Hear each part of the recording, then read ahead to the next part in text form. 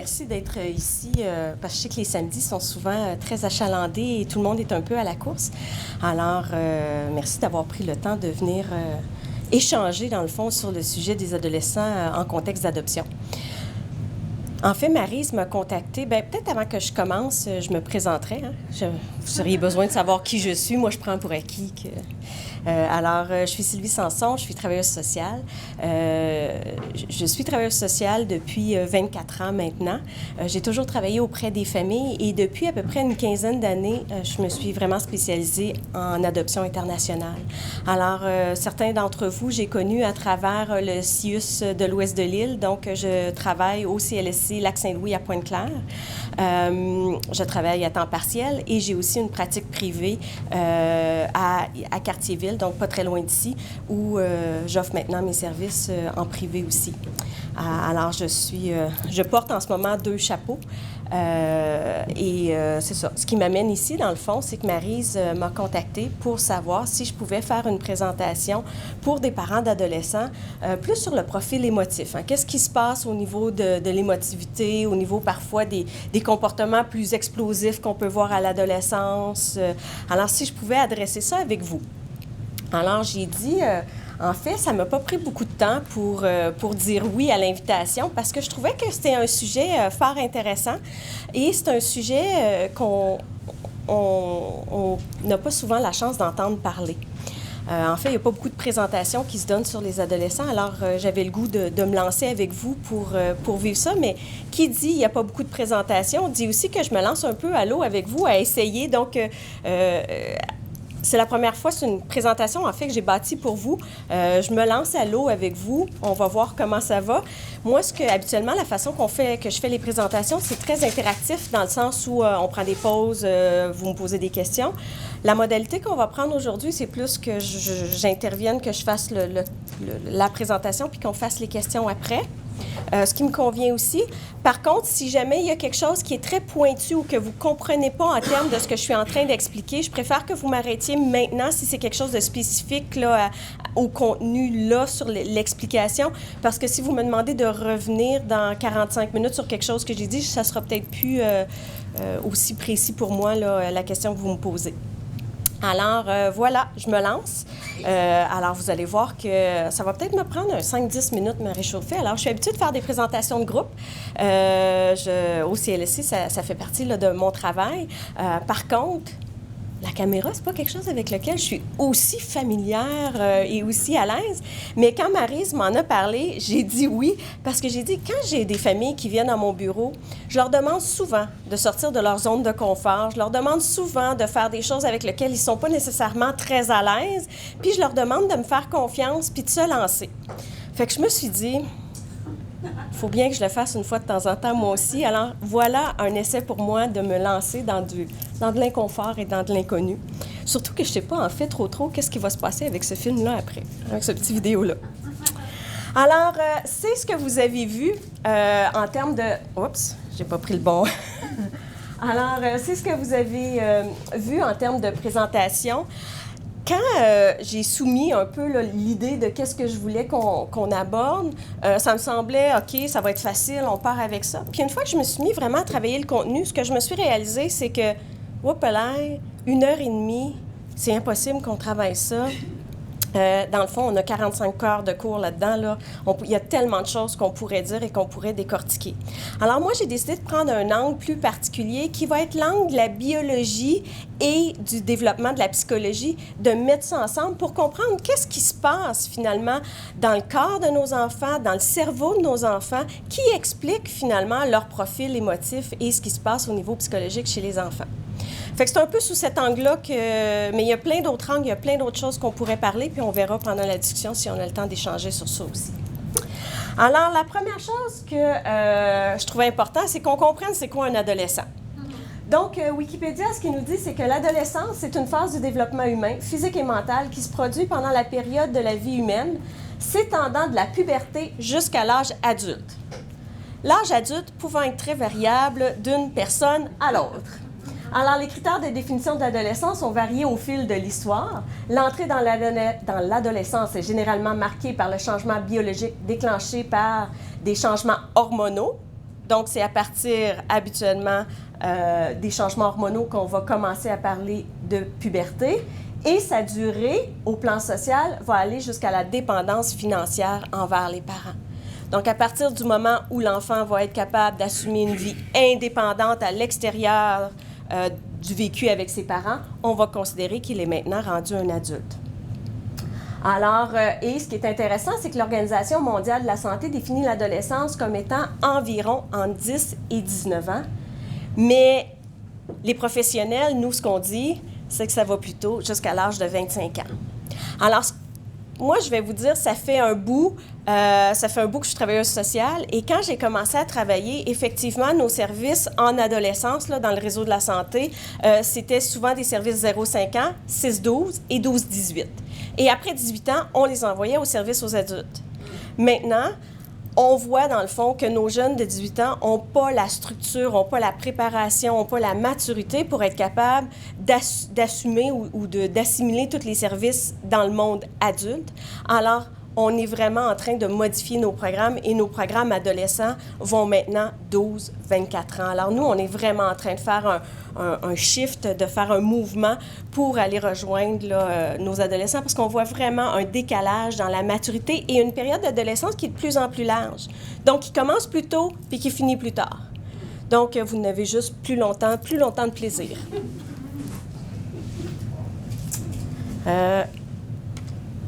Alors, ce que je voulais aussi qu'on fasse, une fois qu'on comprend qu'un adolescent, c'est entre, on va dire, 10 et 25 ans, qu'on comprenne le contexte. Hein? La première photo en haut, la jolie jeune dame en petite robe rose, c'est une photo. Alors, ce que j'ai fait, c'est que j'ai googlé adolescence, années 50. Et voilà ce qui m'est ressorti comme photo à l'adolescence dans les années 50.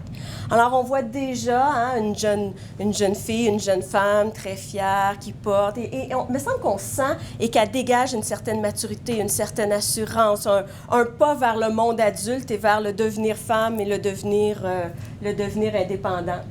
Dans certaines cultures, l'adolescence, ça va être une période qui va être au contraire très, très brève. Et que, dans le fond, les filles vont devenir très jeunes, vont devenir des mères. Dans certaines cultures, il y a des mariages arrangés qui vont être faits à un très bas âge. La responsabilité de prendre soin de la famille, de plus être à l'école et, dans le fond, de voir au bien de tous va arriver aussi très jeune. Et dans notre société, bien, j'ai mis les écrans, j'ai mis les jeux vidéo, j'ai mis le plaisir, j'ai mis... je trouvais que cette photo-là, les amis, le plaisir, la connexion électronique étant ce qui, à mon avis, représente bien là, l'adolescence d'aujourd'hui, qu'on appelle, en passant, je ne sais pas si vous saviez, mais la génération C. Donc, la génération C pour Connected. Alors, c'est des générations qui sont habituées d'être branchées. Tu sais, il y a eu la génération X, il y a eu la génération Y. Là, on est rendu à C parce que, dans le fond, ils sont branchés. Et le fait d'être branchés les amène à être, en fait, très curieux. Hein? Pas lundi cette semaine, mais lundi prochain, je m'avais donné une présentation, je m'avais donné un cours à l'Université de Montréal. On m'a invité à aller faire une présentation et je parlais avec mon fils parce que j'ai un fils qui a 20 ans. Et là, je lui dis, OK, je m'en vais voir des étudiants à l'université. C'est un peu stressant, mais c'est des toits, là. Explique-moi, là, comme ça va être qui mon auditoire, à quoi ils vont ressembler. Il dit, bien là, sois préparé, là. Parce que je m'en vais en psychologie, dans le département de psychologie. Puis là, il m'a dit, bien, dans l'auditorium, il va y avoir 130 jeunes. Il dit, sur 130, t'en as la moitié qui vont être sur leur ordi ou qui vont être sur leur téléphone. Ils te regarderont pas, là. Puis là, je fais comme, ah oui, ben, OK.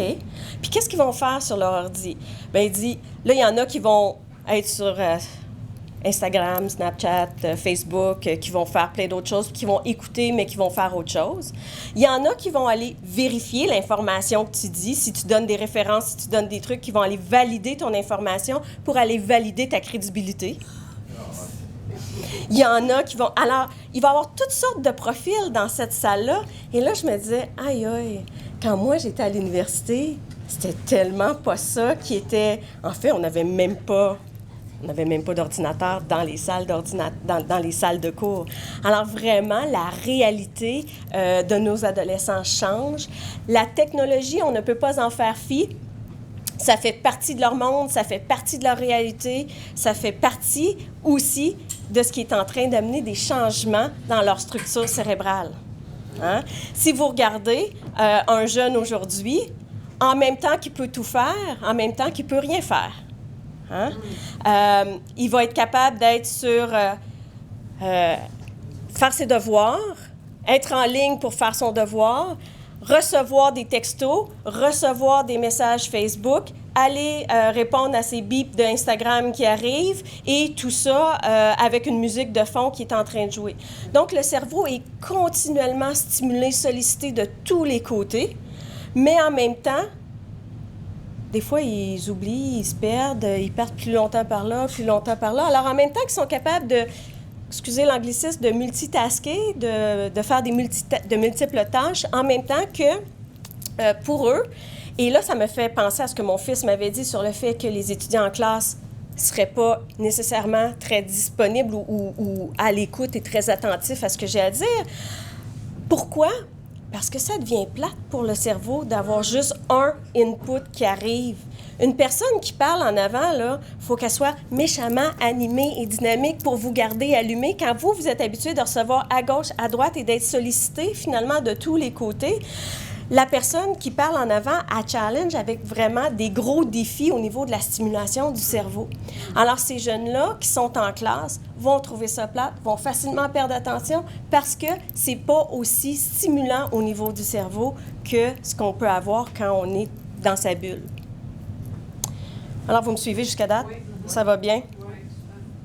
Alors, quand on va regarder l'adolescence, on va le regarder sous ses différentes facettes. Hein? On n'est pas juste adolescent dans son cerveau, on est aussi adolescent dans son corps. Donc, qu'est-ce qui va se passer? Bien, c'est la période où les enfants vont grandir et ils vont atteindre, à la fin de l'adolescence, leur poids et leur grandeur adulte. C'est aussi le moment où il va avoir l'apparition des poils, l'activation des glandes sudoripares, les cheveux plus huileux, l'acné, les bras un petit peu plus longs que le reste du corps. Tu sais, c'est la partie vraiment ingrate de la vie où finalement, des fois, il y a des disproportions, il y a des enjeux qui sont comme un peu plus difficiles au niveau de la croissance. Et maintenant, ils sont capables finalement de se reproduire, qui est finalement le changement hormonal dont on parlait là, au début de la puberté. Donc, au niveau physique, les enfants ont à composer avec beaucoup. Hein? Ils vont grandir, certains vont être moins habiles, moins coordonnés, moins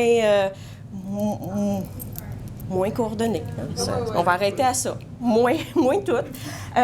Au niveau de leur apparence physique, il y en a qui vont prendre un coup au niveau de l'estime de soi parce que l'acné va les déranger, parce que les cheveux plus huileux, plus gras, ça va les déranger, parce qu'ils n'auront plus la même complexion, parce qu'ils n'auront plus... Alors, pour certains enfants, ça va les affecter beaucoup, pour d'autres, moins. Mais il faut considérer qu'au niveau physique, il y a aussi un gros travail qui se passe au niveau du corps qui va demander une grande énergie au niveau du corps. Quand je faisais mes recherches pour faire la présentation, une des choses sur lesquelles je suis tombée, c'est que finalement, les adolescents d'aujourd'hui versus la génération précédente, fait que là, on ne parle pas d'il y a 40 ans, ils dorment environ 1h30 de moins. Alors, au niveau du corps, il y a moins de périodes de repos parce que oui, peut-être qu'ils sont dans leur lit, mais ils sont en train de texter, ils sont en train de... Alors, le cerveau est encore en phase de travail, dans le fond. Alors, il y a moins de périodes où le cerveau est complètement en repos pour pouvoir s'apaiser, pour pouvoir relaxer et finalement dédier son énergie à récupérer et se restructurer et se reformater. Au plan émotif, qu'est-ce qui se passe? Bien, chez tous les adolescents, ce qui se passe, c'est l'affirmation de soi, l'affirmation de leur indépendance. Hein?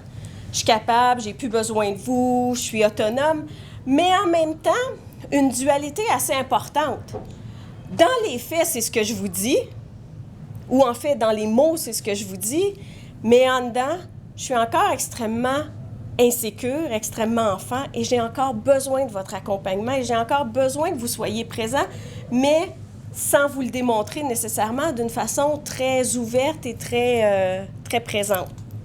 Alors, il y a un éloignement de maman et papa. Il va y avoir un rapprochement des réseaux sociaux, des amitiés.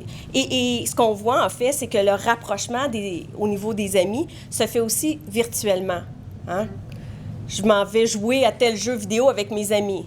C'est qui ces amis-là? Ben c'est Sky Looper, puis je sais pas qui habite je ne sais pas où à travers le monde et que j'ai jamais vu et que je connais à travers une relation de jeu, mais que je connais pas nécessairement pour qui il est. Et ce qu'il faut voir, c'est que les relations virtuelles sont des relations beaucoup plus faciles que les relations en face à face.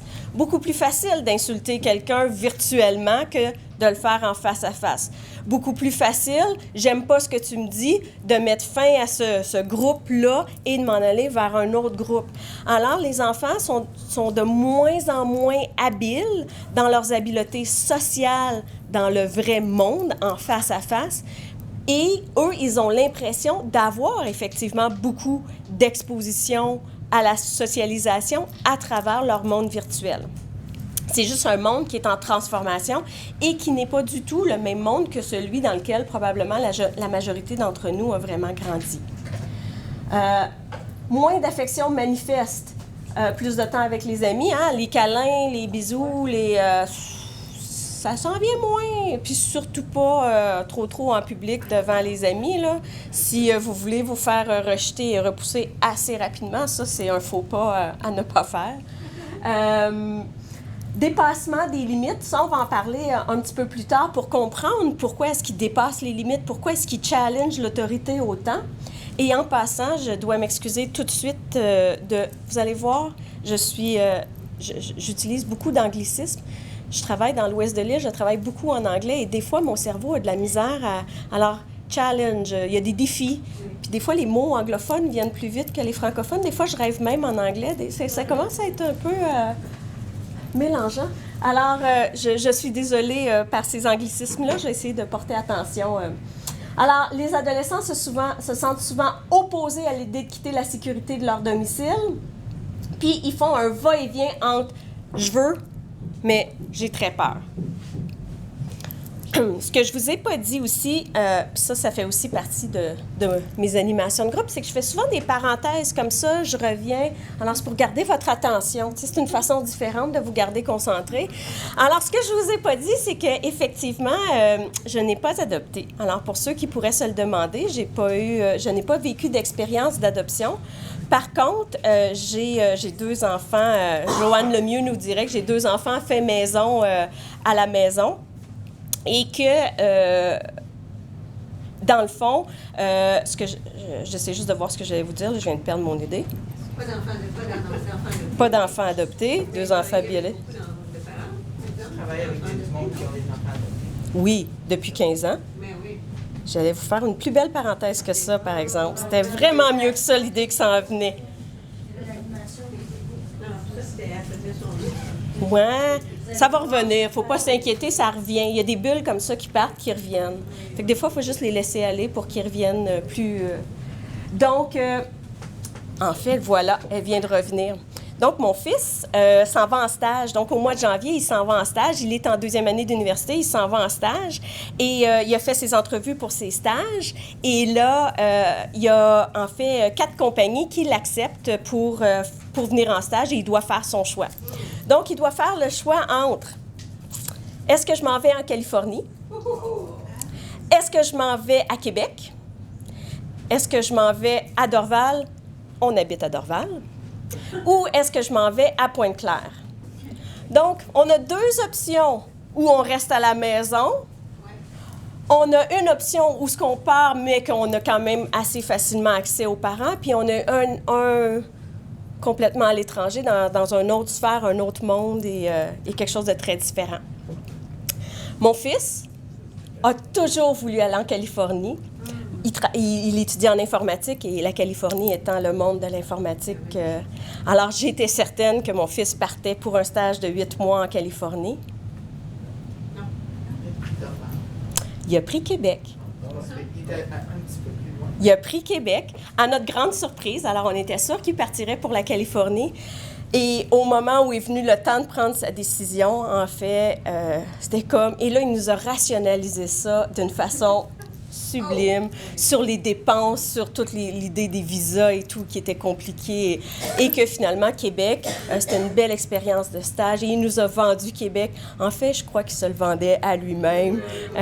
Parce que finalement, nous, tant qu'il allait en stage, on était satisfait.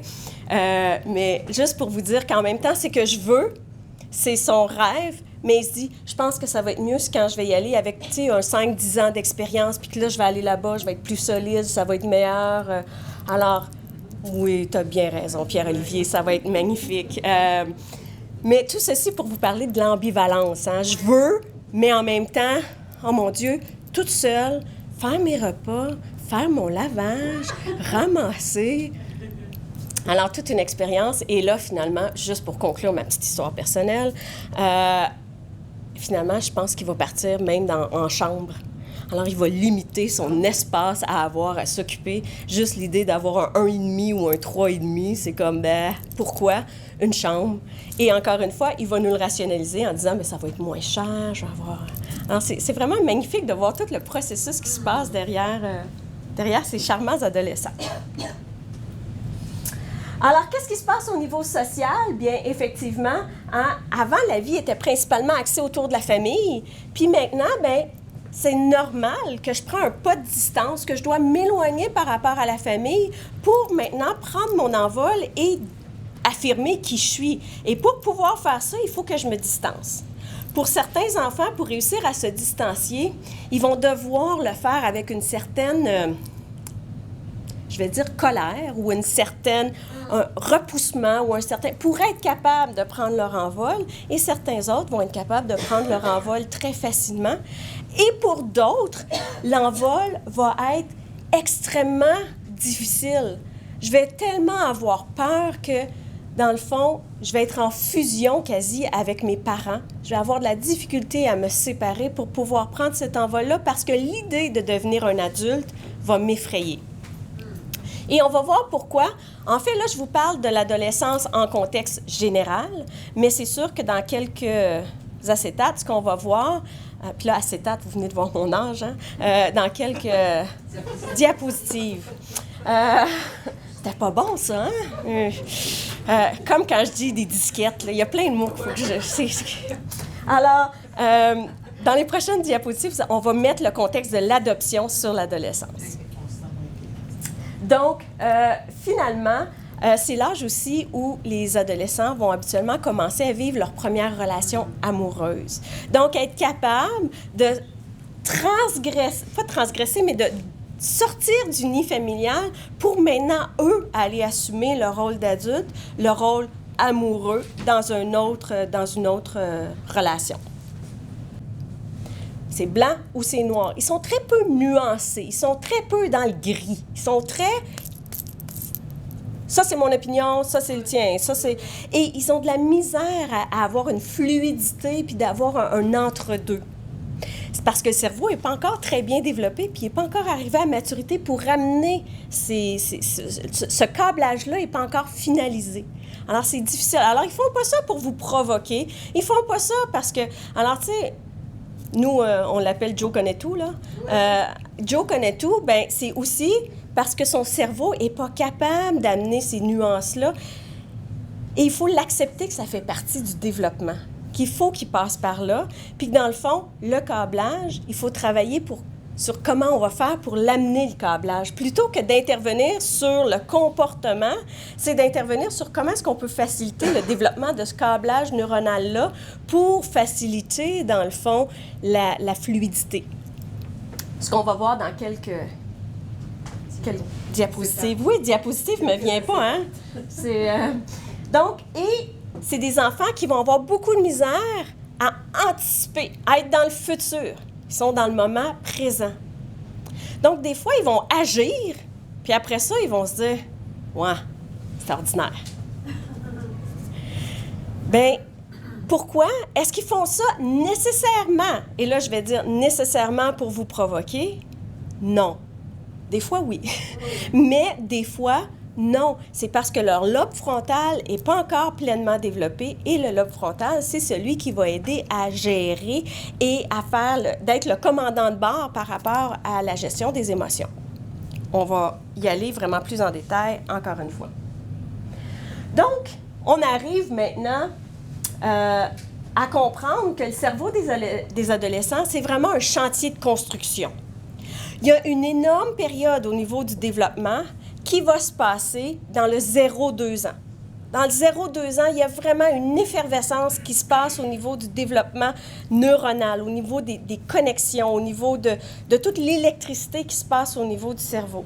Et en passant, je vous explique ça avec quand même, parce que là, on va rentrer un petit peu dans l'explication du fonctionnement du cerveau.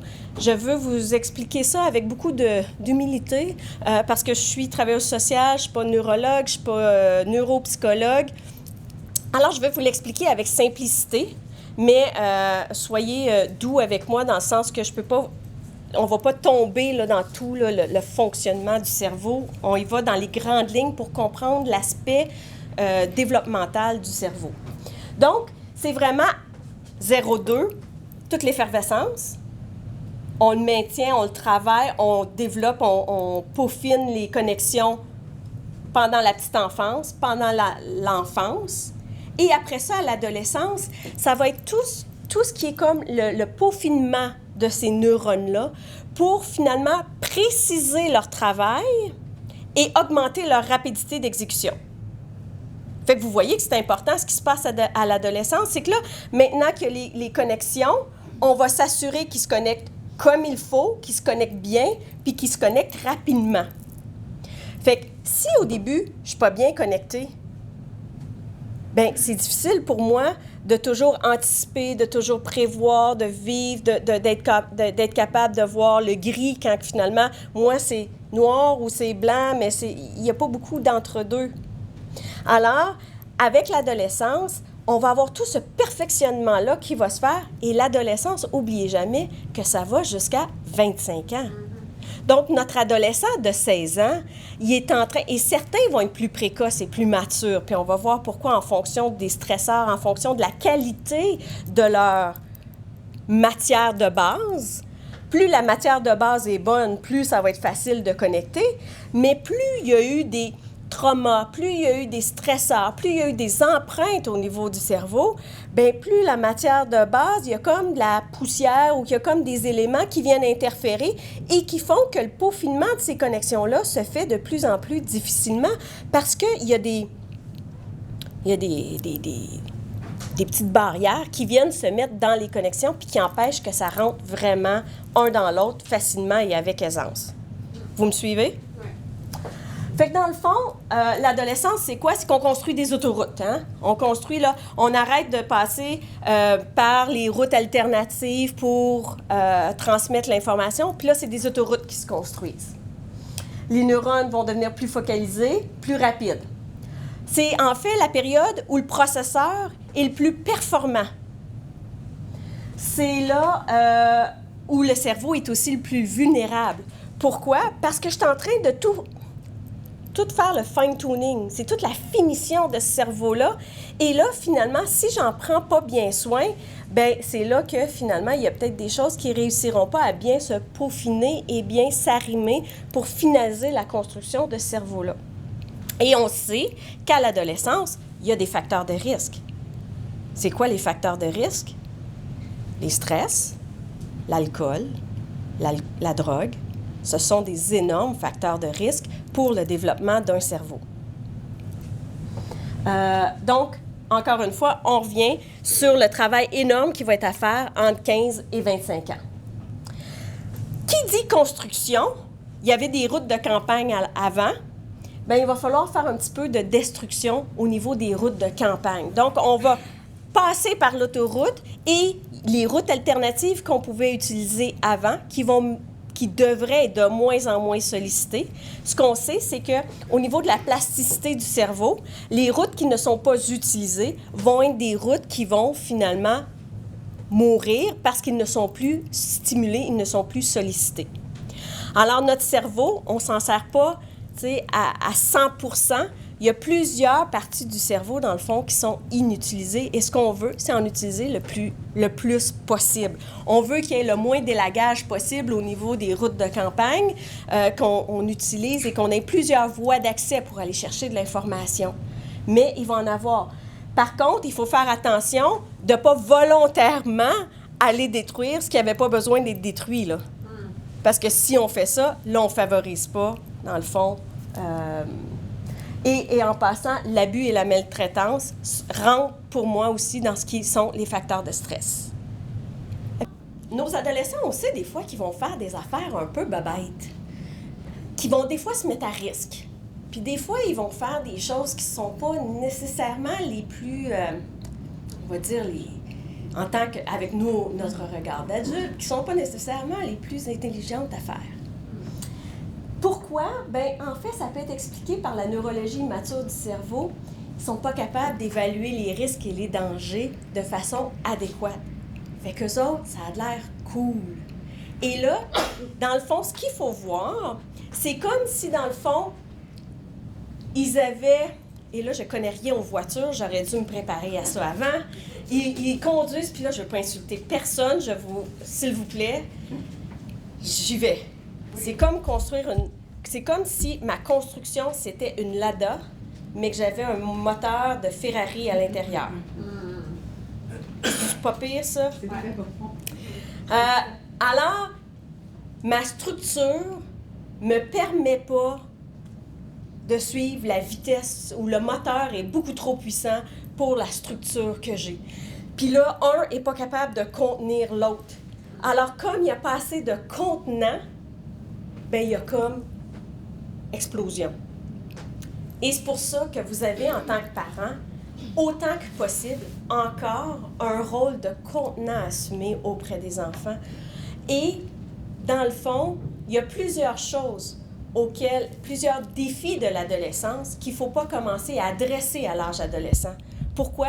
Parce que déjà, il va avoir une relation plus conflictuelle, plus difficile, plus en rejet ou plus en éloignement par rapport à vous. Il faut donc le faire en prévention. Parler des drogues, parler de l'alcool au volant, parler de la vitesse, parler du car surfing. Je ne sais pas si c'était bien à la mode là, d'être sur le toit des autos, puis là, de celui qui peut se tenir le plus longtemps pendant qu'on fait une course en auto, sur le toit d'une auto. Les Tide Pods, là, il y a eu un concours de Tide Pods. Donc, c'était ceux qui pouvaient en manger le plus. Mais ce qu'on n'a pas pensé, c'est que la petite capsule, elle fond dans l'estomac un moment donné. Hein? Fait que le produit chimique qu'il y a dans le lavage, bien, on l'a dans notre ventre. Alors ça a été une grosse affaire à un moment donné. Alors, toutes ces affaires-là, c'est pas des choses... Moi, je vous encourage à ne pas en parler quand vous avez un jeune qui a 17, 18, 19 ans. L'alcool au volant, on en parle bien avant. Pourquoi? Parce que leur cerveau est beaucoup plus disponible à nous entendre. Ils sont beaucoup plus ouverts. Donc, on a fait de la prévention. Et quand on va arriver à l'âge adulte, on va juste réitérer des racines qui sont déjà implémentées, qui sont déjà là, rendues à cet âge-là. Puis après ça, il va y avoir un énorme travail à faire du côté du parent, qui est extrêmement difficile à faire, mais qui est la recette. Ça va être de faire confiance. Hein? Quand ils sortent la première fois, puis qu'ils nous disent « Maman, je m'en vais dans un bar avec mes chums, je peux-tu avoir le tour? » Le cœur fait 20 fois le tour, on réfléchit, je vais en parler avec ton père. Parce que là, on a besoin d'un petit moment pour y penser, c'est une bonne idée, là, il va y avoir combien d'ados dans l'auto, qu'est-ce qui va se passer, OK. Bien, finalement, quelle sorte d'ado que j'ai? Est-ce que j'ai des preuves? Est-ce que j'ai des raisons de croire? Est-ce qu'il sait? OK, ça serait quoi si jamais il buvait puis qu'il y avait l'auto? Ça va être quoi ces alternatives? OK, bien, finalement, il est sur Uber. Il y a on va mettre notre carte de crédit dessus, puis bon, il sait, mais en même temps, il peut pas utiliser ça à chaque fois qu'il sort, puis à chaque fois qu'il faut qu'il y ait un cadre, parce que là, il peut pas non plus se mettre à dépendre sur le fait que c'est pas grave, je vais passer ça sur la carte de crédit à maman, mais en même temps, il y a une mesure de protection qui fait que si ça se passait, OK, on a une discussion, on a une communication, on est ouvert, on est capable d'échanger là-dessus, parfait, mais pourquoi je lui laisserais pas? On pourra en reparler plus dans notre discussion après, mais c'est un peu ça l'idée. Alors, ce qu'il faut voir, c'est qu'il y a un aller-retour constant qu'il faut avoir maintenant entre la neurologie du cerveau, entre la biologie du cerveau et la psychologie. À mon avis, on ne peut pas ignorer un pour travailler avec l'autre. Là, c'est le test ultime. C'est un petit vidéo qui n'est pas très long, où je voulais juste vous démontrer un petit peu comment fonctionnent les 3 niveaux du cerveau. Donne-moi 30 secondes. Il y avait une petite barre ici.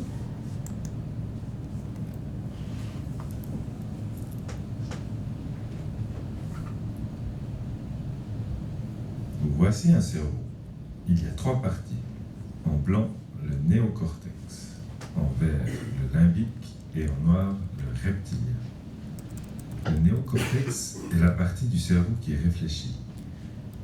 C'est cette partie qu'on utilise pour apprendre, pour trouver des idées, pour penser. Sa capacité d'apprendre est infinie. Au milieu, on peut voir le cerveau limbique. Lui, il ne réfléchit pas. Il s'occupe des émotions. Quand on est joyeux ou motivé, il fonctionne comme un moteur qui aide le néocortex à travailler.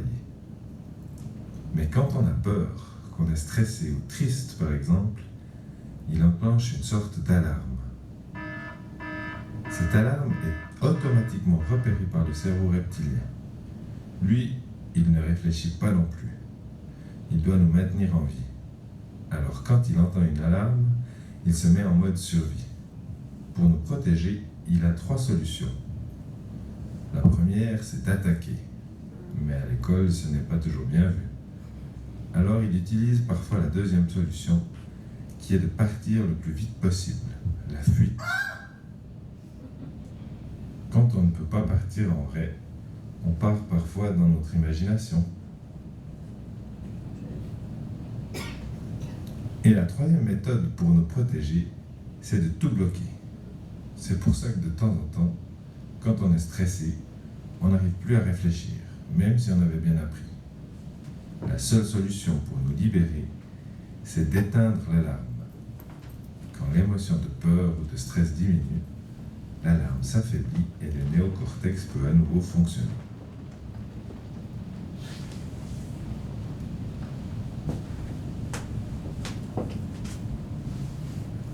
C'était bref. Alors, c'était juste un petit... Je veux juste être sûre qu'ils ne repartent pas. Alors, juste un petit vidéo pour vous montrer, dans le fond, les 3 niveaux du cerveau. Comme parents, souvent, on va s'attendre à ce qu'on va essayer de jaser avec nos parents, nos enfants, nos ados. On va essayer de rationaliser, on va essayer d'expliquer, on va essayer de... Si l'enfant est encore dans son émotion et que son système d'alarme est encore en alerte, il n'y a pas de service au numéro composé. Alors, on travaille dans le vide, et en travaillant dans le vide, ce que ça fait, c'est que dans le fond, ça nous amène des frustrations parce qu'on ne se sent pas entendu, on ne se sent pas écouté, on ne se sent pas respecté, on sent qu'on n'a pas d'autorité.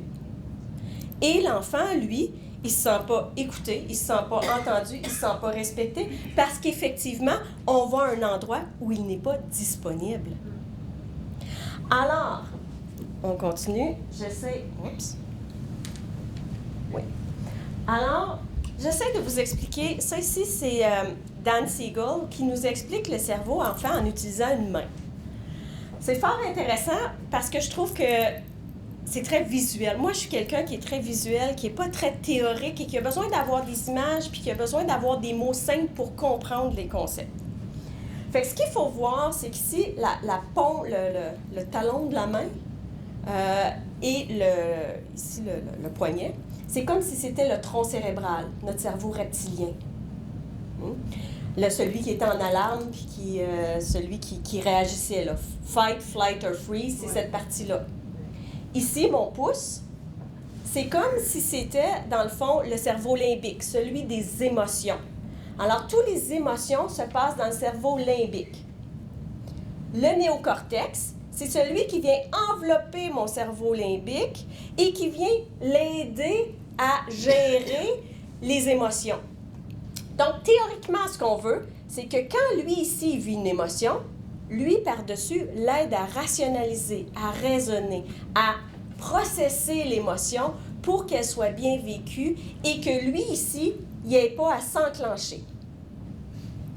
Quand l'émotion, elle est trop forte, ce qui se passe, c'est que lui, ici, il se déconnecte. Il vient comme ça. Pendant que lui, ici, il se déconnecte, il n'est pas en train de protéger, il n'est pas en train d'aider mon cerveau des émotions à intégrer, chercher un mot pour processer, à intégrer l'émotion. Donc, si lui, il n'est pas disponible pour aider à intégrer, ce qui arrive, c'est que mes émotions, ils vont se connecter sur mon reptilien, puis là, le système d'alarme, il va partir, parce qu'il n'y a personne qui aide à gérer l'émotion. Alors, qu'est-ce qui arrive chez nos adolescents? Bien, c'est ça. Mon cerveau d'en haut, c'est mon cerveau qui m'aide à réfléchir, à faire des choix sereins. Quand je vis une émotion forte, elle se passe ici. Et une émotion forte, ça peut être dans la colère, dans l'amour. Une émotion qui est intense peut aussi être une émotion positive. Hein? On va avoir des adolescents qui sont trop intenses dans les relations amoureuses, puis que là, il n'y a plus rien qui existe, puis c'est juste cette personne-là, et qui vont se mettre aussi à risque en étant trop intenses, trop rapidement. Alors, théoriquement, l'endroit où tu penses devrait se connecter avec le cerveau d'en bas, mais s'ils ne sont pas connectés, c'est là que tu vas piquer une crise et que, dans le fond, ton fight, flight or freeze, qui sont, ceci dit en passant, soit dit en passant, en passant,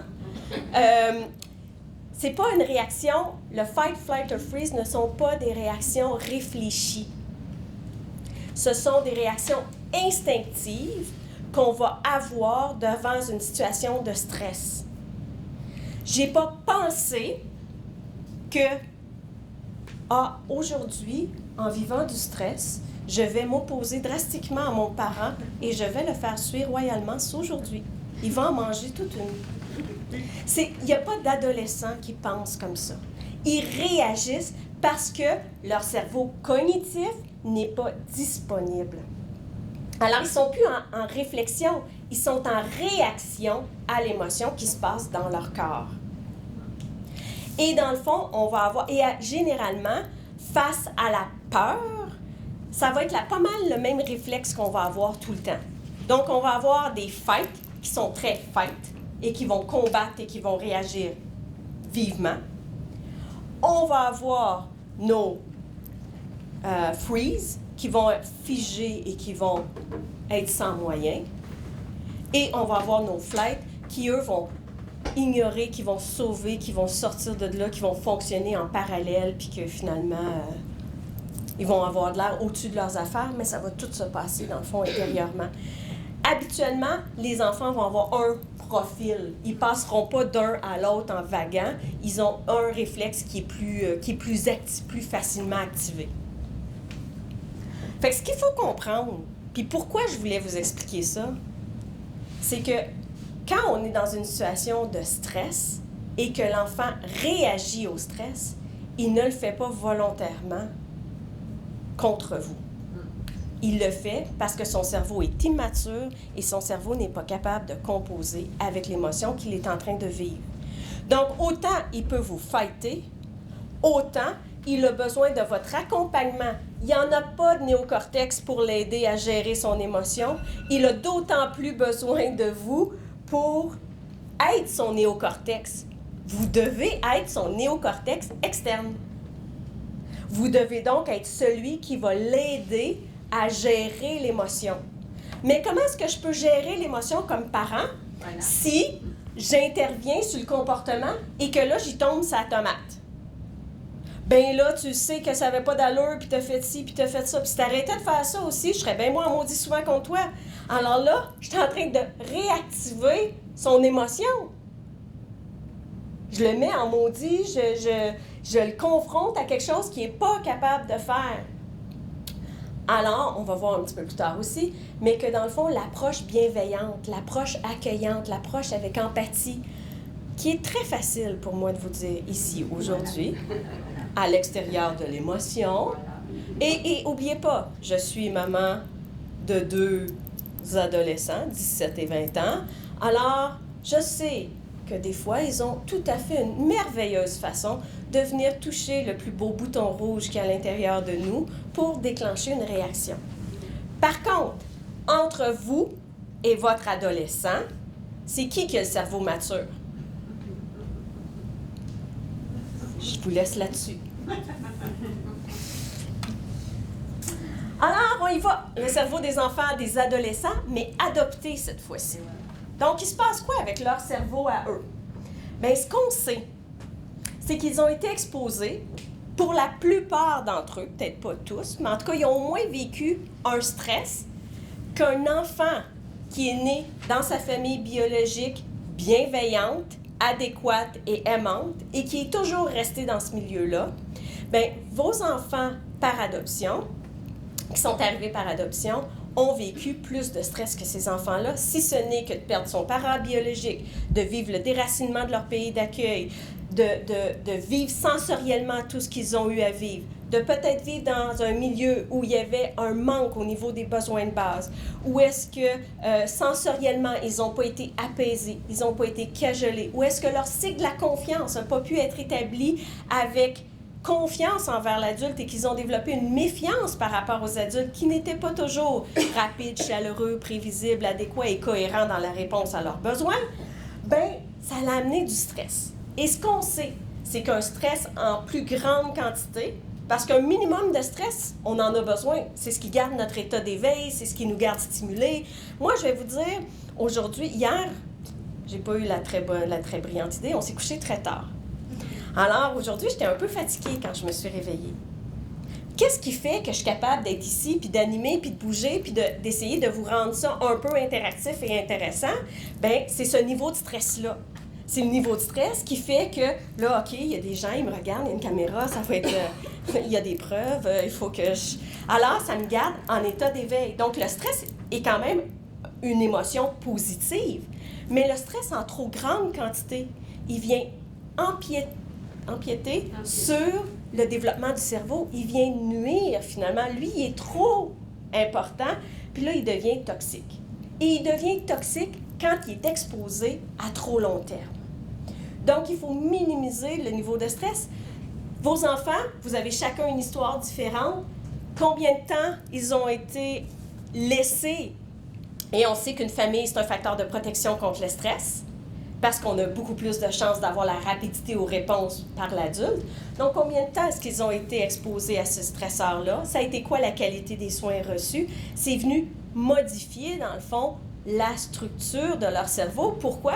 Parce que dans le 0-2 ans, période critique au niveau du développement, s'il y a des stresseurs qui viennent interagir entre les connexions synaptiques, les neurones, s'ils n'arrivent pas à bien se connecter, on l'a dit tantôt, ils vont décéder.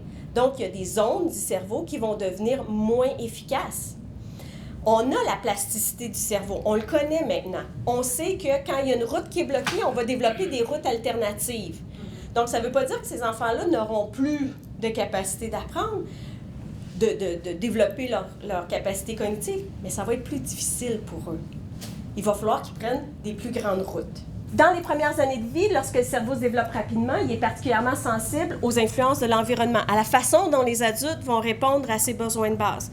Alors là, malheureusement, on ne peut pas revenir sur toute l'explication du cycle de la confiance, des besoins, du cycle de la méfiance, mais ce qu'il faut comprendre, c'est que j'ai pas nécessairement pleinement confiance aux adultes, puis que mon cerveau, là, ça se peut qu'il se connecte facilement à mon cerveau reptilien, parce que ça se peut qu'il vive la peur un peu plus souvent que l'enfant biologique, qui, lui, la peur, c'est même pas une émotion qui est là, il est dans la naïveté, il est dans la bienveillance, puis dans...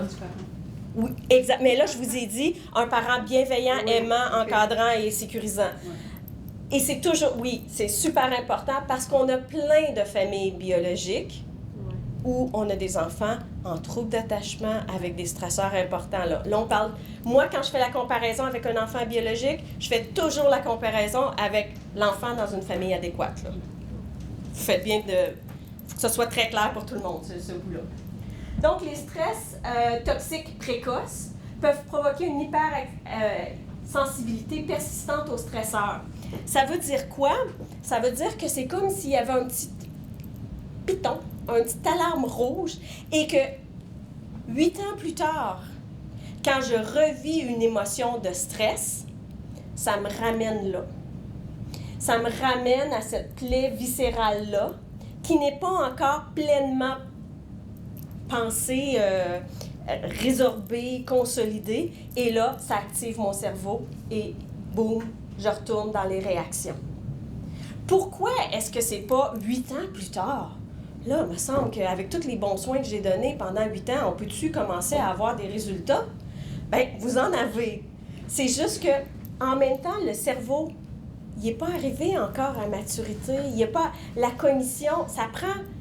Ça vous prend l'âge adulte, pour être capable de pleinement processer, pleinement intégrer toutes ces émotions-là. Et il y en a peut-être aussi, on va le voir encore une fois un peu plus tard, qui vont avoir ce que Joanne Lemieux va nous appeler l'omni, l'objet manquant non identifié. Il y a des plaies, il y a des blessures, il y a des choses que je ne sais pas de mon histoire, de qui je suis, qui vont être viscérales, qui vont faire mal, parce que je vais toujours rester avec cette blessure-là, cette blessure d'abandon, cette blessure de ne pas connaître que personne, malgré tout la bienveillance que vous allez pouvoir offrir à votre enfant, vous ne pourrez pas pleinement compenser pour cette blessure-là. Alors, ce sera à votre enfant, une fois qu'il aura toute la maturité, d'utiliser ses capacités cognitives pour aller travailler ça, pour aller adresser ça, pour aller possiblement, effectivement, en thérapie, pour aller adresser qu'est-ce que ça veut dire pour lui encore une fois, on va le voir, le métier de faire des retrouvailles. Il y a plein de choses qu'il va peut-être avoir besoin de faire pour aller apaiser son cerveau des émotions pour que la cognition, l'émotion et la réaction puissent être en harmonie. On ne peut pas y demander à 8 ans d'avoir toute cette maturité-là et d'avoir tout, que son cerveau soit zen. Excellent. Alors, il y a des séquelles neurobiologiques au stress toxique précoce qui peuvent favoriser le développement de problèmes de comportement puis des problèmes affectifs. Ben oui, le stress, il amène plus d'émotions, il fait en sorte qu'il déconnecte beaucoup plus facilement parce que lui, il est explosif. Pendant qu'il est explosif, lui, il se déconnecte.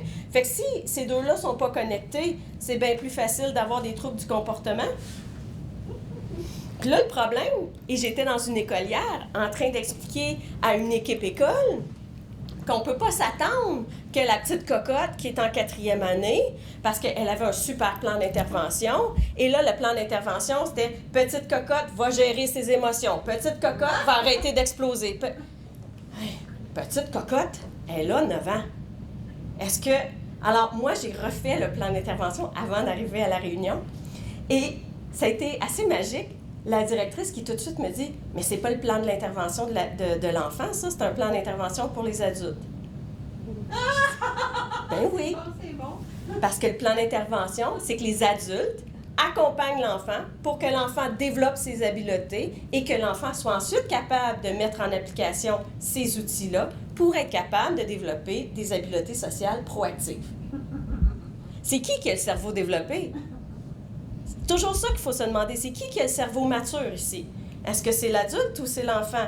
Comment est-ce que je peux exiger à l'enfant d'avoir un cerveau mature alors qu'il a vécu, que tous les enfants à cet âge-là vont avoir des cerveaux immatures. Donc, ils vont déjà être plus tentés de se débrancher. Mais vos enfants, de par leurs expériences, se débranchent beaucoup plus facilement. Il faut les accompagner. Vous me suivez? Oui.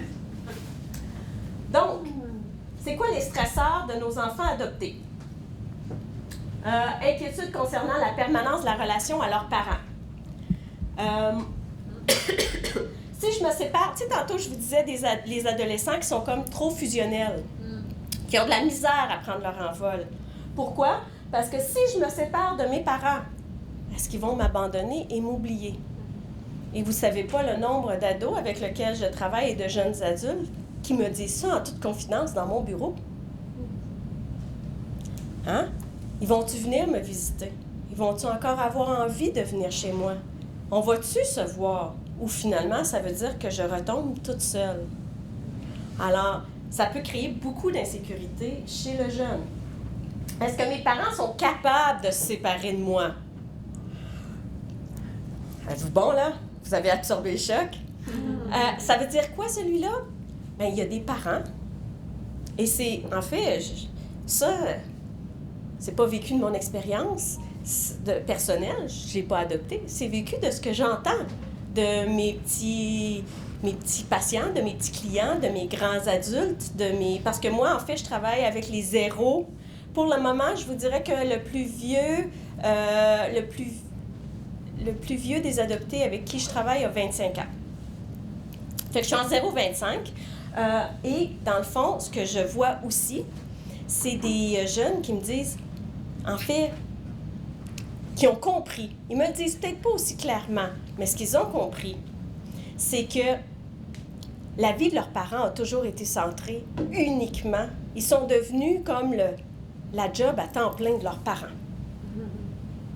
Et que là, dans le fond, si eux, ils s'en vont de la maison, ces parents-là, là, qu'est-ce qu'ils vont faire? Qu'est-ce qu'ils sont? Comment? Alors, ils ne peuvent pas quitter la maison parce que c'est comme la raison d'être des adultes. Puis ils ont peur qu'en quittant la maison, inconsciemment, ils abandonnent leurs parents. Que leurs parents aient plus de mission, qu'il n'y ait plus rien, puis que leurs parents soient comme laissés pour compte. D'où l'importance, tu sais, à prendre soin de vous, avoir d'autres choses à l'extérieur de vos enfants, avoir une vie, leur montrer que, dans le fond, ils sont la chose la plus importante de votre vie, mais pas l'unique chose de votre vie. Parce qu'en même temps, c'est extrêmement de pression pour les enfants et les adolescents et les jeunes adultes de savoir qu'ils sont l'unique responsabilité de votre bonheur. Que toute votre vie, que tout ce qui dépend, tout ce qui sort de vous, c'est à cause d'eux, grâce à eux. C'est beaucoup de pression. Fait qu'ils ont besoin de savoir que vous avez d'autres zones, que vous avez d'autres affaires, puis que même s'ils ne sont pas là, vous êtes capable d'avoir une vie quand même. Les stresseurs, la peur de décevoir. Hein?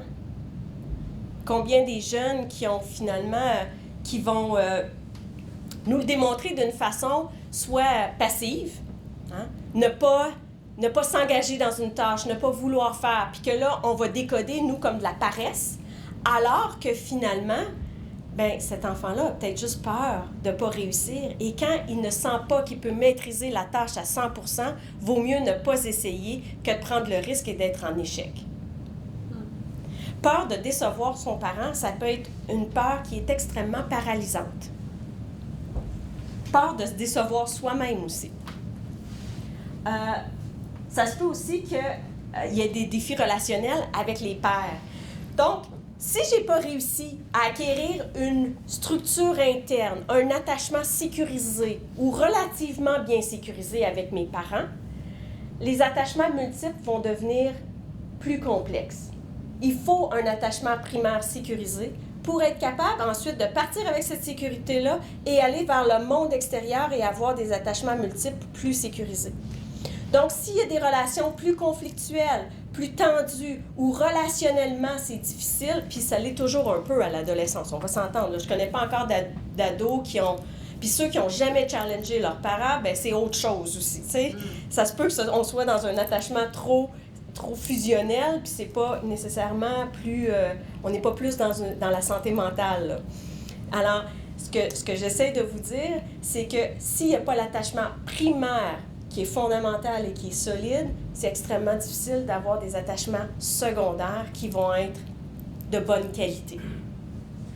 Donc, quand je suis dans l'espace où je devrais être en train de développer ces habiletés sociales-là, mais que je ne suis pas habile et que je ne suis pas bien acceptée ou que je suis rejetée par mes pairs ou qu'ils me trouvent un peu weird ou qu'ils me trouvent immature ou qu'ils me trouvent ci ou ça, bien, il va y avoir plus de rejet. Plus de rejet va soit amener flight, fight or freeze parce que ça va réactiver mon sentiment de peur. Alors, soit que je vais m'isoler dans ma chambre, avoir plus de comportements dépressifs, soit que je vais fighter, je vais toujours être en conflit puis que ça va être conflictuel, ou soit que je vais faire ma petite route très indépendante puis je vais faire comme si ça ne me dérangeait pas, mais intérieurement, je vais être extrêmement fragilisée.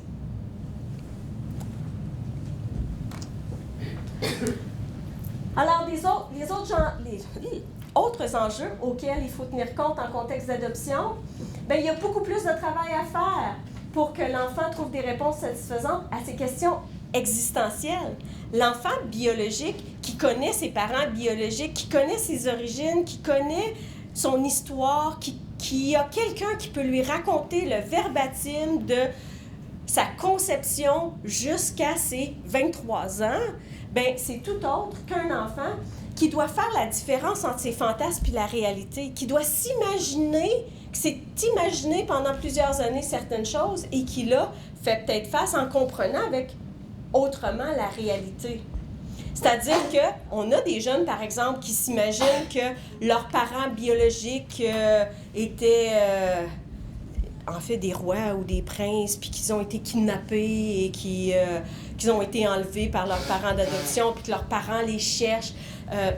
Moi, j'ai un jeune avec qui je travaillais, en fait, quand j'ai commencé à travailler avec lui, il avait 16 ans, et lui, il avait des rêves récurrents que sa mère courait dans la forêt et qu'elle courait partout à sa recherche, qu'elle le cherchait. Sa mère biologique. Excusez. Donc, que sa mère biologique le cherchait dans la forêt. Qu'elle n'avait pas été consentante à l'adoption, parce que lui, dans sa tête, c'était impossible que sa mère ait posé ce geste-là.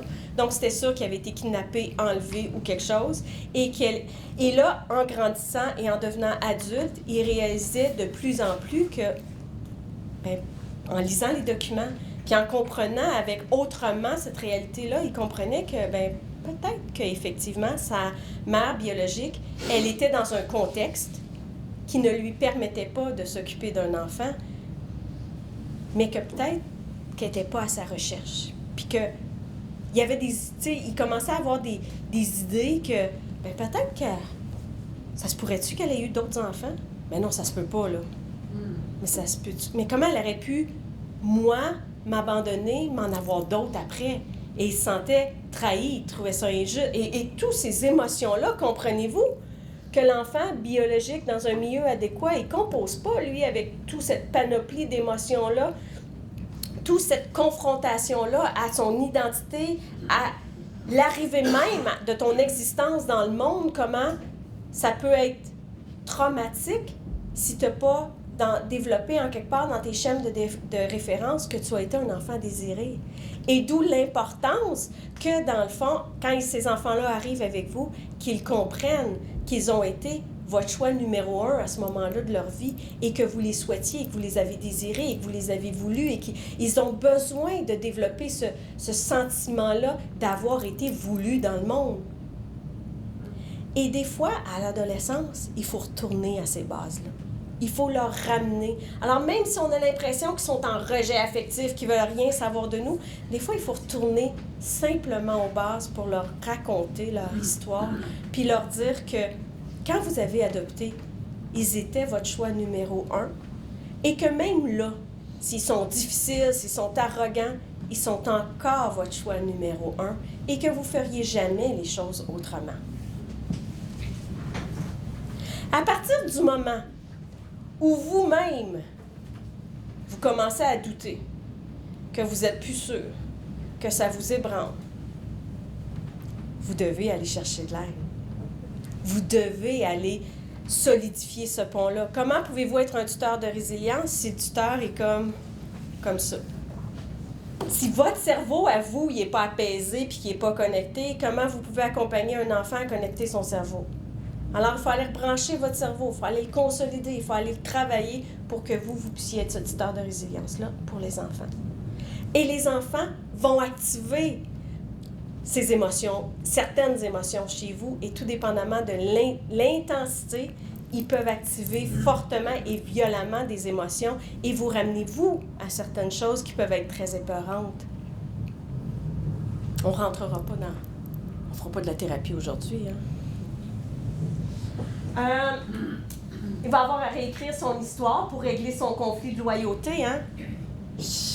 Peux-tu parler de mes parents biologiques? J'ai des questions, je me demande, mais est-ce que je peux ou est-ce que ça me met en danger? Est-ce que mes parents adoptifs sont réceptifs? Est-ce qu'ils sont capables d'entendre? Et l'omni, j'ai à composer avec ce vide-là, avec quelque chose que je connais pas, quelque chose que je peux pas m'imaginer, quelque chose que... Et je vais vous dire, j'ai eu la chance, en fait, depuis 2 ans, ça a été quelque chose de plus particulier depuis 2 ans, où j'ai eu, je vous dirais, environ 7 jeunes adultes que j'ai accompagnés pour qu'ils retournent faire des retrouvailles vers leurs parents biologiques. Alors, ce que j'ai trouvé fort intéressant dans cette préparation-là que je faisais avec les jeunes, c'est de réaliser vraiment, de confirmer la théorie. Bon, vous allez me dire qu'un échantillon de 7, c'est pas la fin du monde, je vous le donne, mais j'ai quand même eu 100% de réponses où finalement ces jeunes-là, mais c'était pas du tout à la recherche de parents de remplacement. C'était clair pour eux que leurs parents, c'était vous. C'était clair.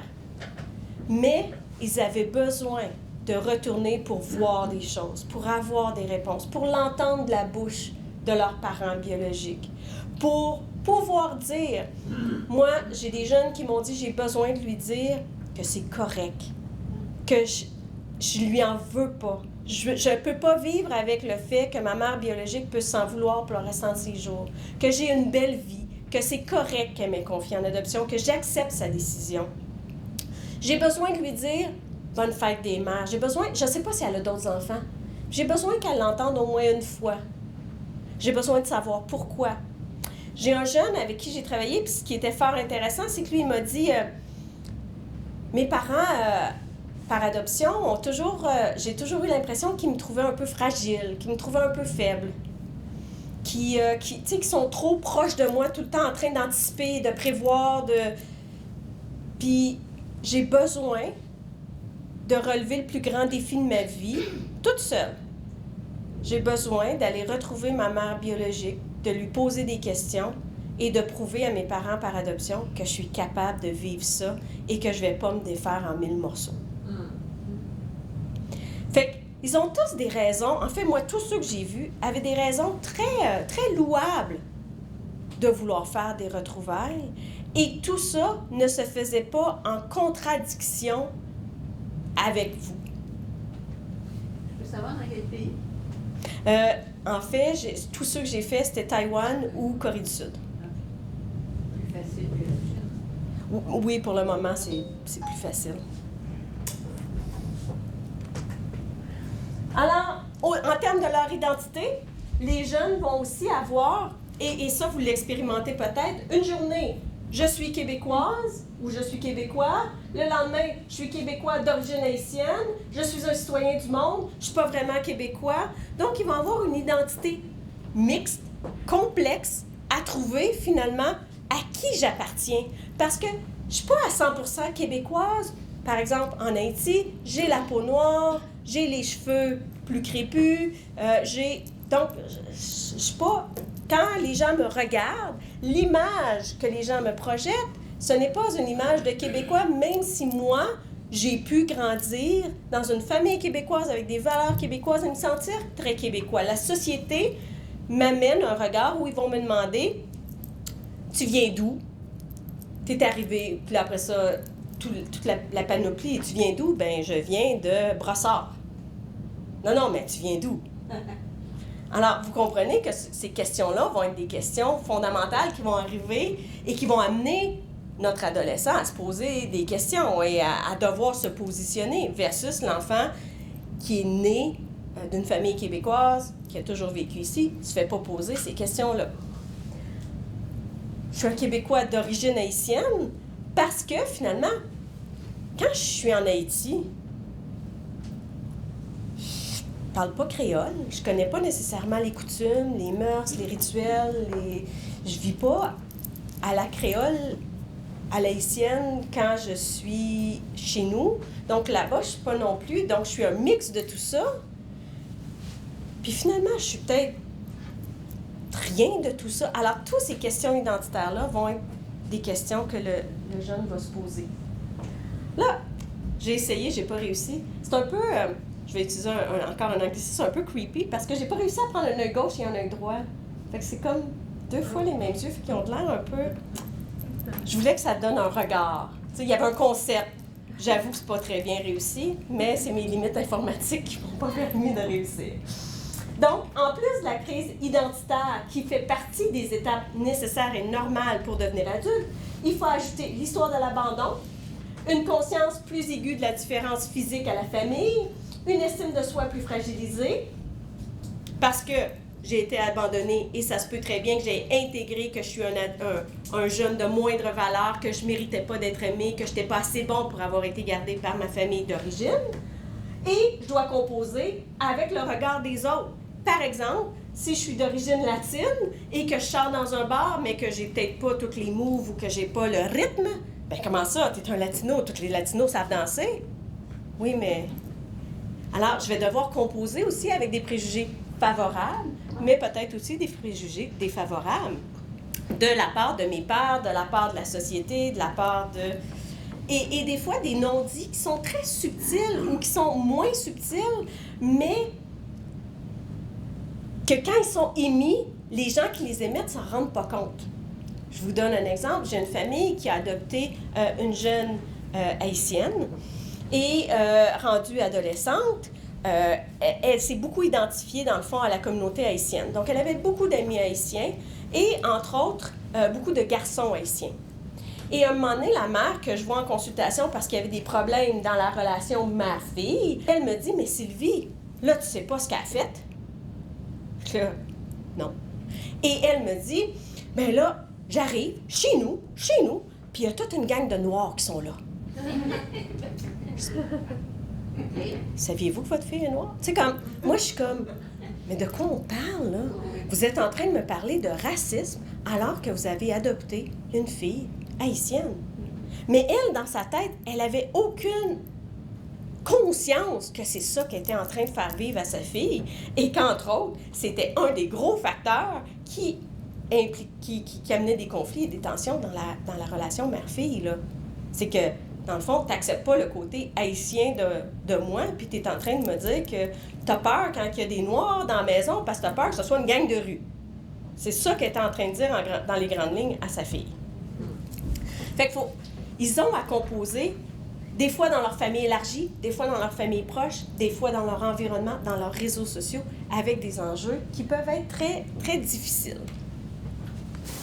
Quand s'inquiéter?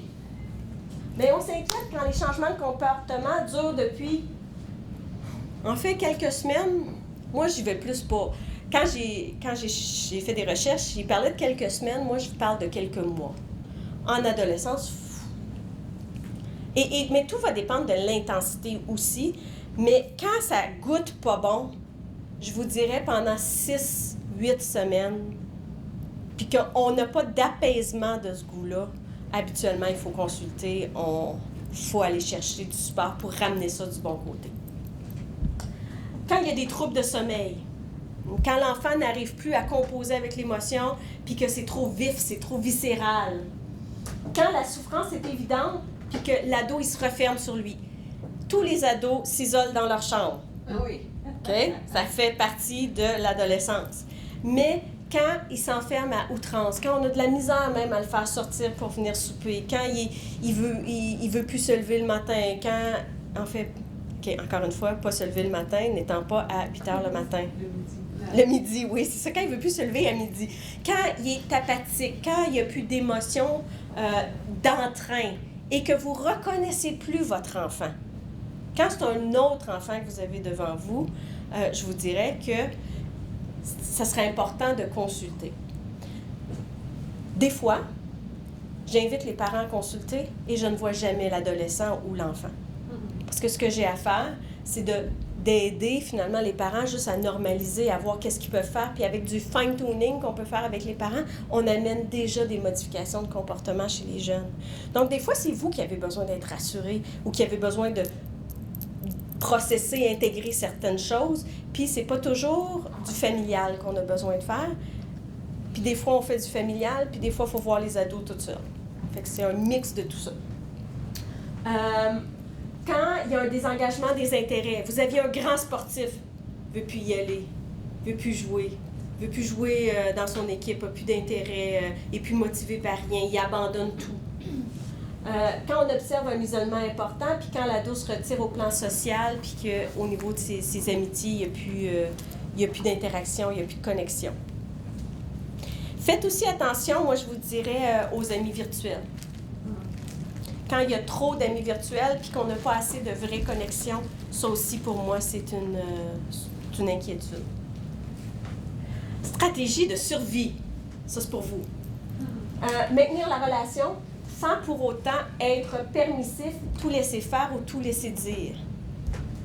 Alors, maintenir la relation, ça veut dire quoi? Il faut continuer à passer du temps de qualité avec ces petites bébites-là.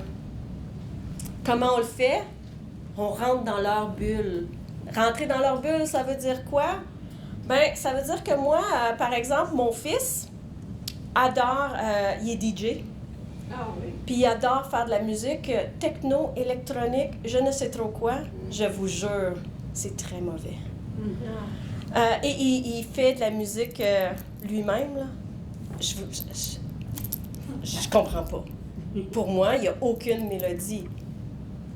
Mais je suis capable de jaser avec lui, puis là, d'échanger, puis lui dire « montre-moi », puis là, il va me dire « ah, ça, t'aimeras pas ça ». Là, je dis « ah, ça fait...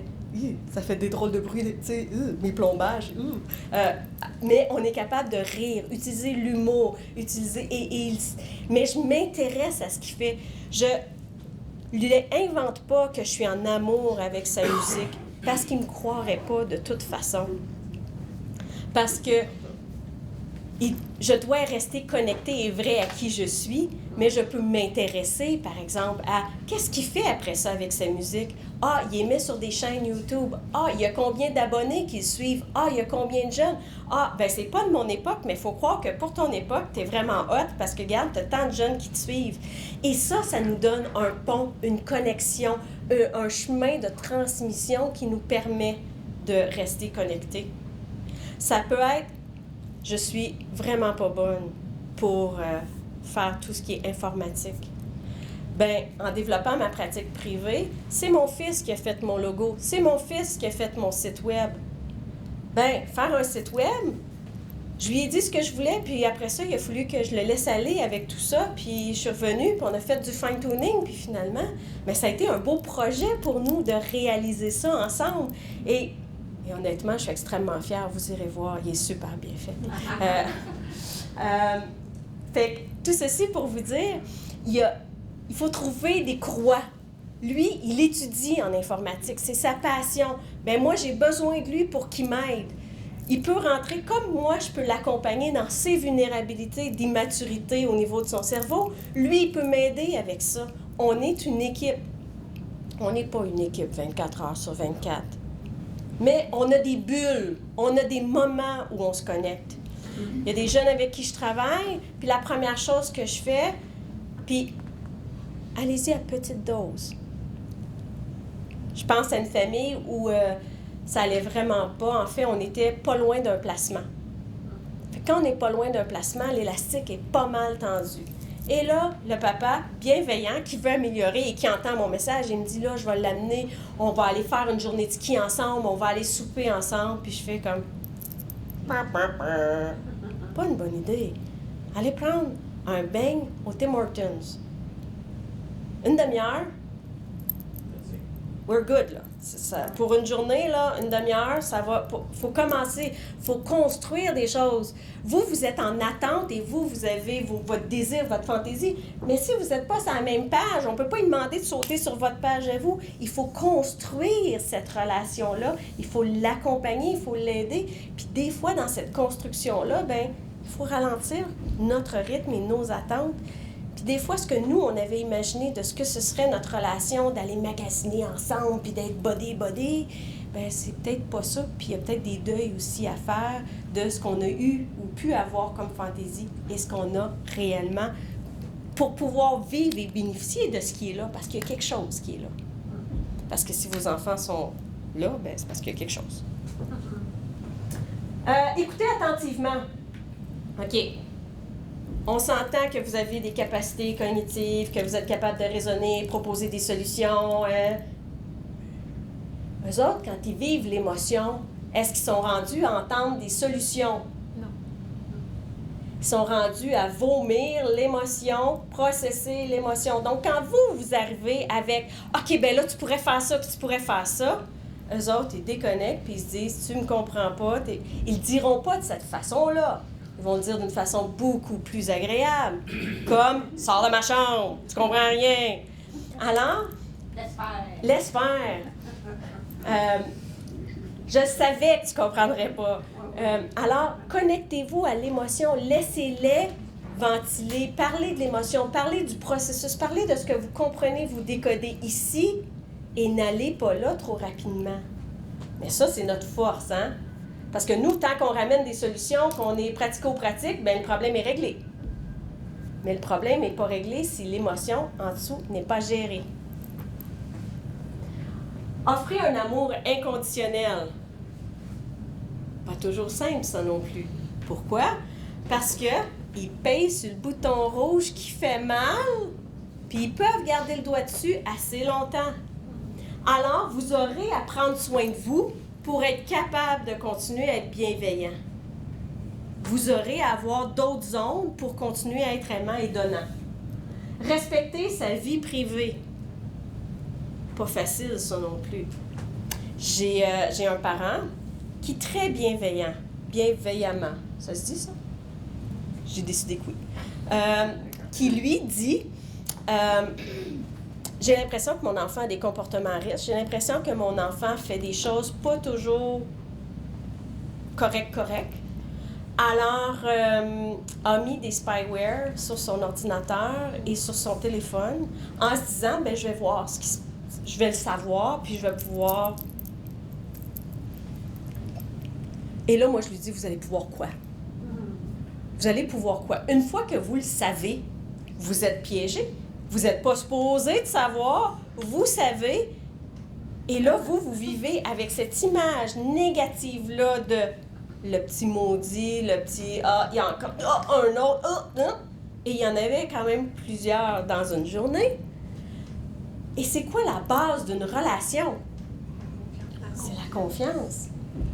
Alors, si cet enfant-là se sent espionné, parce que ultimement, ça transparaît, c'est impossible que je reçoive ces informations-là et que ça ne paraisse pas.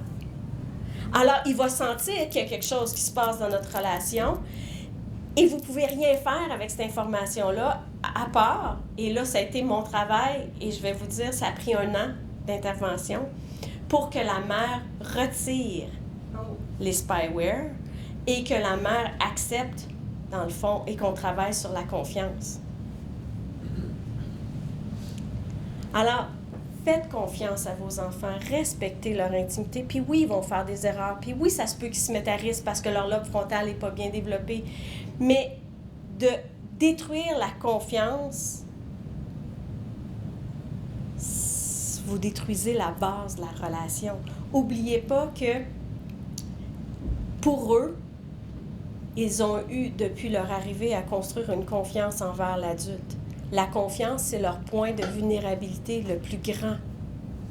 Alors, s'il y a un point avec lequel il ne faut pas jouer, c'est avec la confiance. Pratiquer des activités en famille, c'est pas simple. C'est vraiment pas simple. Mais trouver des points de ralliement, trouver des points qui peuvent vous unir, trouver quelque chose qui peut être le fun. Amenez votre enfant au cinéma. J'essaie de penser comme ça, boum, j'essaie de trouver des idées. Des fois aussi, ça va être de faire des choses qu'on n'aurait pas nécessairement fait, mais tu sais, aller faire une game de paintball avec son gars, ça peut être le fun. J'essaie de voir, aidez-moi. Aller aux pommes s'ils veulent. C'est pas sûr qu'un ado aller aux pommes, pas sûr que... Aller tester du cidre. Aller tester du cidre. Bon. Ça, on aime ça. Tout le monde aime ça, cette activité-là. Mais effectivement, c'est de trouver des points de ralliement, de trouver des points pour que vous puissiez encore avoir des petites bulles, des petits moments de connexion. L'importance, c'est de vivre un succès relationnel. Donc, ne partez pas avec le projet du siècle qui va durer 3 mois de temps, puis que là, on va faire ça, puis qu'on va planifier ça, puis on y va à petite dose. Être ouvert aux questions de façon authentique. Il doit savoir qu'il peut compter sur vous. Il peut-tu vous poser les vraies questions? On peut-tu parler, par exemple, de ses origines? Il peut-tu aller là de façon authentique, puis vous être authentiquement ouvert à ça. L'autre point, c'est de s'informer. Pourquoi vous devez avoir de la crédibilité? Moi, je suis chanceuse parce que mon travail, je pense qu'on finit là. Mon travail me permet de pouvoir ramener des choses en famille et de passer ça sur le dos de « j'ai vu quelqu'un aujourd'hui ». Alors, vous pourriez peut-être le faire en posant des questions sur « j'ai entendu »,« j'ai lu »,« qu'est-ce que tu en penses ». Mais moi, j'ai appris bien des affaires sur les drogues à travers mes enfants. Ah ouais. Ils m'en ont appris beaucoup plus que ce que je pouvais savoir. Puis là, effectivement, je côtoyais des adolescents à travers mes rencontres. Puis là, ils me rapportaient qu'ils avaient consommé telle affaire et moi, j'avais aucune idée c'était quoi. Et là, je demandais à mes jeunes, « Ouais, j'ai un jeune, aujourd'hui, il m'a parlé de telle affaire, c'est quoi? » Puis là, ils m'expliquaient. Puis là, c'est accessible, c'est facile, vous autres, pourriez-vous? OK, c'est quoi les effets?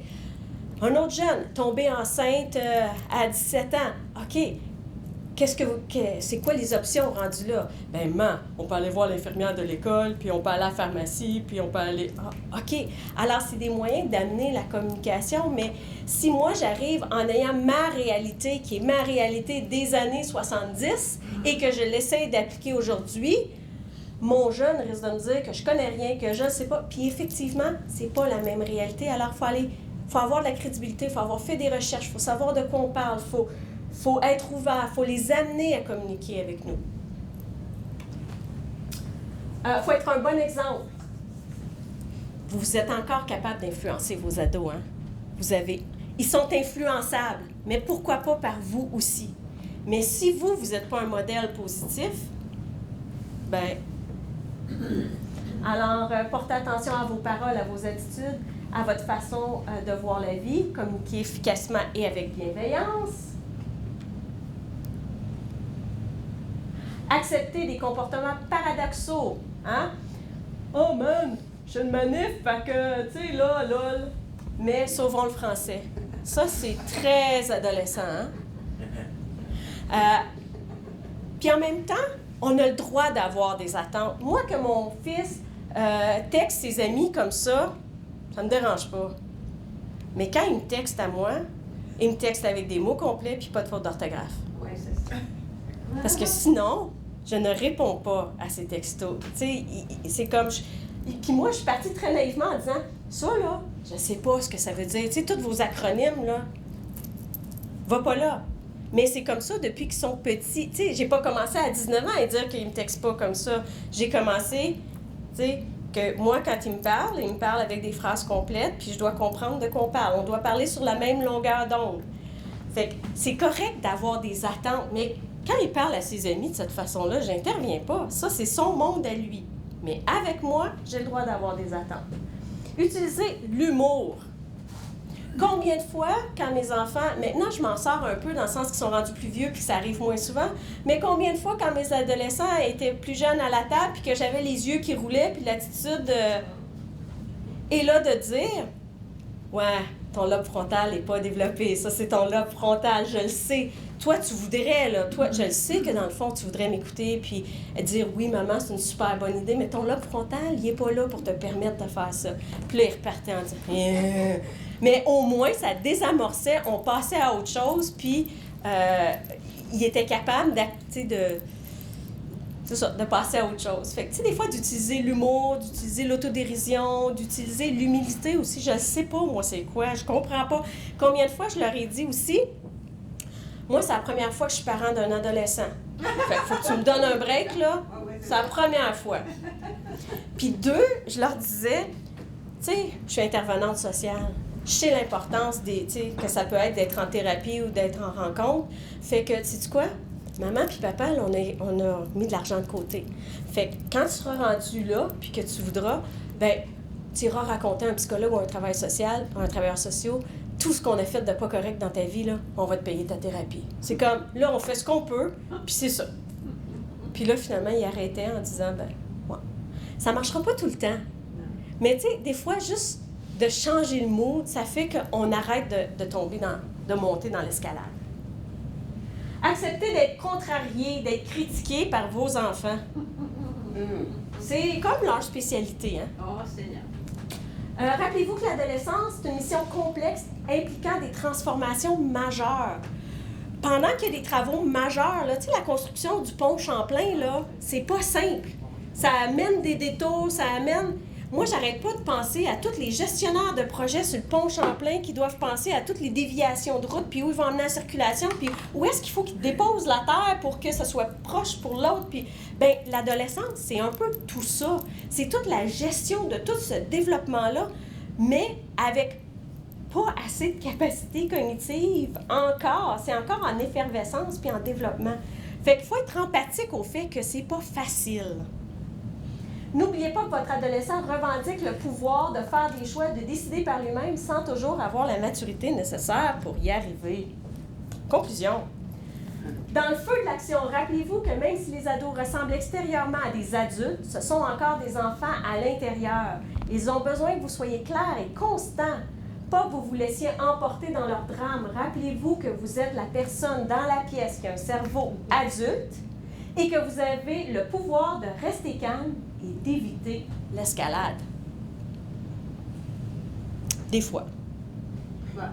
Le plus souvent possible.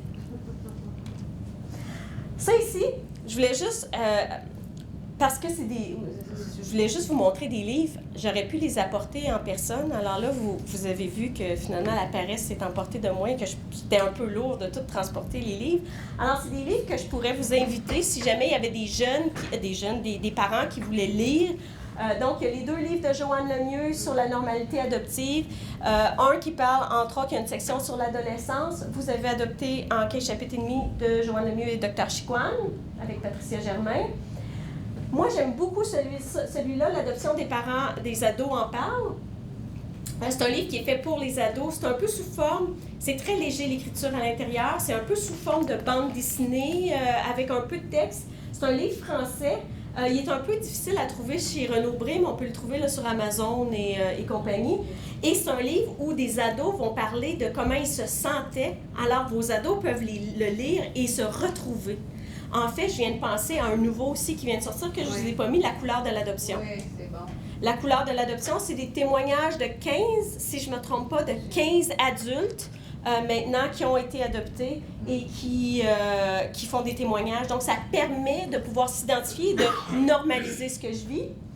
Pour que ça roule à l'adolescence, celui-là, c'est un livre de Dany Beaulieu qui parle finalement, et c'est un livre qui est écrit pour les ados, donc les ados peuvent le lire. Et c'est en fait, on encourage le parent à le lire avant et l'ado de le lire par la suite. Et ça parle de tous les changements d'une façon très imagée et très humoristique, très adaptée pour les ados. La science au service des parents, livre que j'adore pour expliquer la chimie du cerveau et ce qui se passe à partir de la naissance jusque dans les phases de développement. Donc, pour comprendre qu'est-ce qui se passe. Par amour du stress de Sonia Lupien. C'est qui l'auteur? Lequel? Le dernier, au service des parents. Margot Sunderland. Par amour du stress, c'est Sonia Lupien. C'est un livre qui est pour la population générale, qui explique le stress puis l'impact que ça a sur notre fonctionnement et le fait que c'était utile pour nous de vivre des grands stress avant parce qu'on voyait vraiment des mammouths, mais que maintenant, les mammouths ont disparu, mais que des fois, il y a des choses qu'on s'imagine qui sont des mammouths, mais que finalement, on pourrait gérer d'une façon tout autre. Fait que c'est un super livre. Le cerveau de votre enfant, le cerveau de votre adulte, de votre ado et la discipline sans drame, ce sont des livres de mon ami qui fait le cerveau, tu sais, lui, Dan Siegel. Donc, c'est 3 livres qu'il a écrits que moi j'aime bien, qui sont très vulgarisés. Tous ces livres-là, vous allez trouver que c'est des livres très faciles d'accès, qui expliquent un peu comme je vous explique aujourd'hui. Là, tu sais, ça prend pas un bac en sciences, une maîtrise, un doctorat pour comprendre. C'est des livres faciles d'accès et qui vont vous transmettre là, les informations. Alors voilà, j'ai terminé. Merci beaucoup. Merci.